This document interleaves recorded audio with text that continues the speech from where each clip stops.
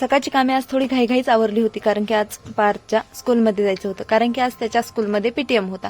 त्यामुळे मग तिथे गेल्याच्या नंतर त्यांनी वेलकम तर खूप छान प्रकारे ठेवलं होतं आणि सर्वांचंच वेलकम त्यांनी खूप छान प्रकारे केलं.